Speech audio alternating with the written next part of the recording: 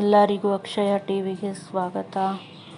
ಇವತ್ತು ನಾನು ಮಸಾಲ ಕಡುಬು ಹೇಗೆ ಮಾಡೋದು ಅಂತ ತೋರಿಸ್ತಿದ್ದೀನಿ. ತುಂಬ ರುಚಿಯಾಗಿರುತ್ತೆ. ಗಣೇಶ ಹಬ್ಬದಲ್ಲೂ ಕೂಡ ಮಾಡ್ಕೊಬೋದು. ತುಂಬ ಟೇಸ್ಟಿಯಾಗಿರುತ್ತೆ, ತುಂಬ ಖಾರವಾಗಿರುತ್ತೆ, ತುಂಬ ಚೆನ್ನಾಗಿರುತ್ತೆ. ಇವತ್ತು ಹೇಗೆ ಮಾಡೋದು ನೋಡ್ಕೊಂಬರೋಣ ಬನ್ನಿ. 2 ಸ್ಪೂನು ಜೀರಿಗೆ ತೊಗೊಳ್ಬೇಕು.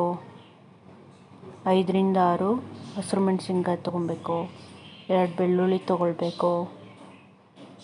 ಆಮೇಲೆ 1 ಶುಂಠಿ ತೊಗೊಳ್ಬೇಕು ದೊಡ್ಡದು. 5ರಿಂದ 6 ಈರುಳ್ಳಿ ಕಟ್ ಮಾಡಿ ಇಟ್ಕೊಬೇಕು. ಅರ್ಧ ಕಟ್ಟು ಪುದೀನ ತೊಗೋಬೇಕು. ಅರ್ಧ ಕಟ್ಟು ಕೊತ್ತಂಬರಿ ಸೊಪ್ಪು, ಅರ್ಧ ಕಟ್ಟು ಸಬ್ಬಸಿಗೆ ಸೊಪ್ಪು, ಅರ್ಧ ಹೋಳು ತೆಂಗಿನಕಾಯಿ ತುರಿ, ಮತ್ತು ಹೆಸ್ರುಬೇಳೆ 1 ಪಾವುಗೆ, ಮತ್ತು ಮುಕ್ಕಾಲು ಪಾವು ತೊಗರಿಬೇಳೆ 2 ನೆನೆಸಿಟ್ಕೊಬೇಕು. ಕರ್ಬೇವಿನ ಸೊಪ್ಪು ಸೇರಿಸಿ ಇಟ್ಕೋಬೇಕು. ಈಗ ಮಾಡೋದು ಹಿಂಗೆ ನೋಡ್ಕೊಬರೋಣ ಬನ್ನಿ. ಜೀರಿಗೆ ಹಾಕ್ಕೊಳ್ಬೇಕು ಆಡ್ಸೋದಕ್ಕೆ, ಮತ್ತು ಹಸಿರು ಮೆಣಸಿನ್ಕಾಯಿ ಹಾಕ್ಕೊಬೇಕು ಆಡ್ಸೋಕ್ಕೆ. ಬೆಳ್ಳುಳ್ಳಿ ಹಾಕ್ಕೊಳ್ತಾ ಇದ್ದೀನಿ.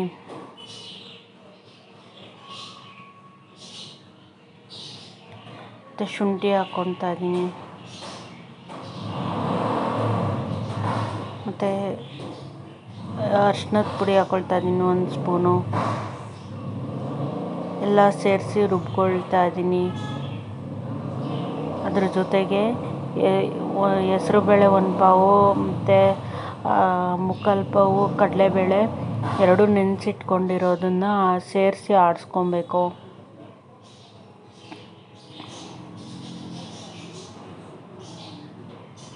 ಆಡಿಸಿದ್ದಾದ್ಮೇಲೆ ಬೆಣ್ಣೆ ಹಂಗೆ ಇರಬೇಕು, ನುಣ್ಣಗೆ ಆಡಿಸ್ಕೊಬೇಕು.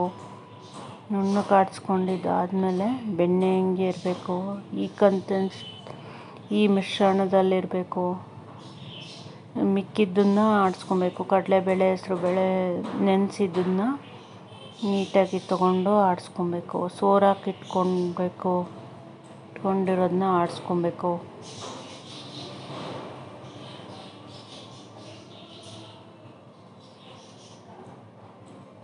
ಆಡಿಸ್ಕೊಂಡಿದ್ದಾದ್ಮೇಲೆ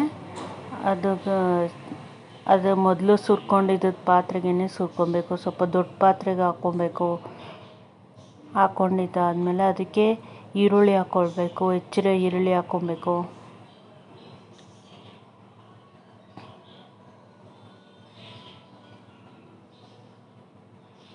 ಮತ್ತು ಸಬ್ಬಸಿಗೆ ಸೊಪ್ಪು ಹಾಕ್ಕೋಬೇಕು.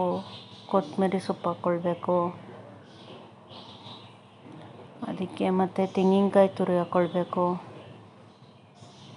ಮತ್ತು ಪುದೀನ ಸೊಪ್ಪು ಹಾಕ್ಕೊಳ್ಬೇಕು.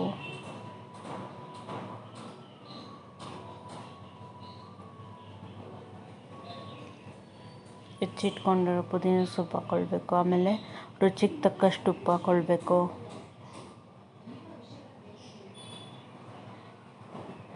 ಉಪ್ಪು ಹಾಕ್ಕೊಂಡು ನೀಟಾಗಿ ಕೆಳಗಿಂದ ಮೇಲೆ, ಮೇಲಿಂದ ಕೆಳಗೆ ಹಿಟ್ಟು ಸೊಪ್ಪು ಎಲ್ಲ ಮಿಕ್ಸ್ ಆಗೋಂಗೆ ನೀಟಾಗಿ ಕಲಿಸ್ಕೊಬೇಕು.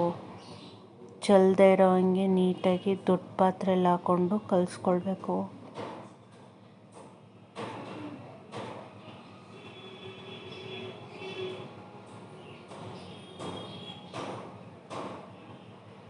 ಕಲಿಸ್ಕೊಂಡಿದ್ದಾದ್ಮೇಲೆ ಉಪ್ಪು ಖಾರ ಎಲ್ಲ ಸರಿಯಾಗಿದೆಯಂತ ರುಚಿ ನೋಡಬೇಕು. ನೋಡಿದ್ದಾದ್ಮೇಲೆ ಇಡ್ಲಿ ಪಾತ್ರೆಗೆ ಹಾಕ್ಕೊಬೇಕು.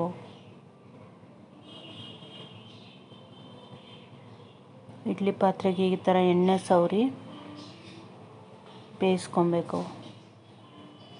ಎಣ್ಣೆ ಸವರಿ ಉಂಡೆ ಕಟ್ಟಿ ಬೇಯಿಸ್ಕೋಬೇಕು.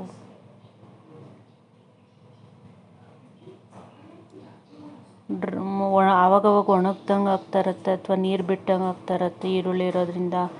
ಆಗಾಗ ಈ ಥರ ಕಲಿಸ್ಕೊಂಡು ಆಮೇಲೆ ಈ ಥರ ಉಂಡೆ ಕಟ್ಟಿಟ್ಕೊಂಡು ಹಬೆನಲ್ಲಿ ಬೇಯಿಸ್ಕೊಬೇಕು. ಈ ಮಿಶ್ರಣನ ಹಂಗೆ ಎಣ್ಣೆನಲ್ಲಿ ಕೂಡ ಫ್ರೈ ಮಾಡಿಕೊಂಡು ವಡೆ ಥರ ಫ್ರೈ ಮಾಡಿಕೊಂಡು ತಿನ್ಬೋದು. ಈ ಥರ ಎಲ್ಲ ಜೋಡಿಸ್ಕೊಂಡು ಹಬೆನಲ್ಲಿ ಇಡ್ಲಿ ಬೇಯಿಸೋದಕ್ಕಿಂತ ಸ್ವಲ್ಪ ಜಾಸ್ತಿ ಟೈಮ್ ಬೇಯಿಸ್ಕೊಂಡ್ರೆ ಕಡುಬು ರೆಡಿಯಾಗುತ್ತೆ. ಬಿಸಿ ಬಿಸಿ ಹಬೆ ಕಡುಬು, ಖಾರದ ಕಡುಬು ಅಥವಾ ಮಸಾಲ ಕಡುಬು ಅಂತಾರೆ. ಅದು ಎಲ್ಲ ರೆಡಿಯಾಗಿದೆ.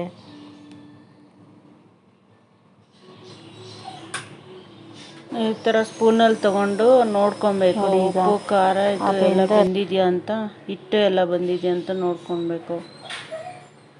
ಬೆಂದಿದ್ರೆ ಇದನ್ನು ತಗೊಂಡು ಒಂದು ಪಾತ್ರೆಗೆ ಹಾಕ್ಕೊಳ್ಬೇಕು. ಇಕ್ಕಳದಲ್ಲಿ ತಗೊಂಡು ಒಂದು ಪಾತ್ರೆಗೆ ಹಾಕ್ಕೊಬೇಕು. ಈಗ ಮಸಾಲ ಕಡುಬು ರೆಡಿಯಾಗಿದೆ. ಇದ್ರ ಜೊತೆಯಲ್ಲಿ ಚಟ್ನಿ ಜೊತೆಲಿ ತಿಂದರೆ ತುಂಬ ಚೆನ್ನಾಗಿರುತ್ತೆ ಮಸಾಲ ಕಡುಬು. ಈ ವಿಡಿಯೋ ಇಷ್ಟ ಆಗಿದರೆ ಲೈಕ್ ಮಾಡಿ, ಶೇರ್ ಮಾಡಿ, ಕಮೆಂಟ್ ಮಾಡಿ. ಯಾರೆಲ್ಲ ಇನ್ನೂ ಸಬ್ಸ್ಕ್ರೈಬ್ ಆಗಿಲ್ವೋ ಎಲ್ಲರೂ ಸಬ್ಸ್ಕ್ರೈಬ್ ಆಗಿ. ಈ ವಿಡಿಯೋ ನೋಡಿದ್ದಕ್ಕಾಗಿ ಧನ್ಯವಾದಗಳು. ಚಟ್ನಿ ಜೊತೆ ತುಂಬ ಚೆನ್ನಾಗಿರುತ್ತೆ. ಒಂದ್ಸರಿ ಟ್ರೈ ಮಾಡಿ, ಹೆಂಗಿದೆ ಅಂತ ಕಮೆಂಟಲ್ಲಿ ತಿಳಿಸಿ. ಈ ವಿಡಿಯೋ ನೋಡಿದ್ದಕ್ಕಾಗಿ ಧನ್ಯವಾದಗಳು. Thanks for watching.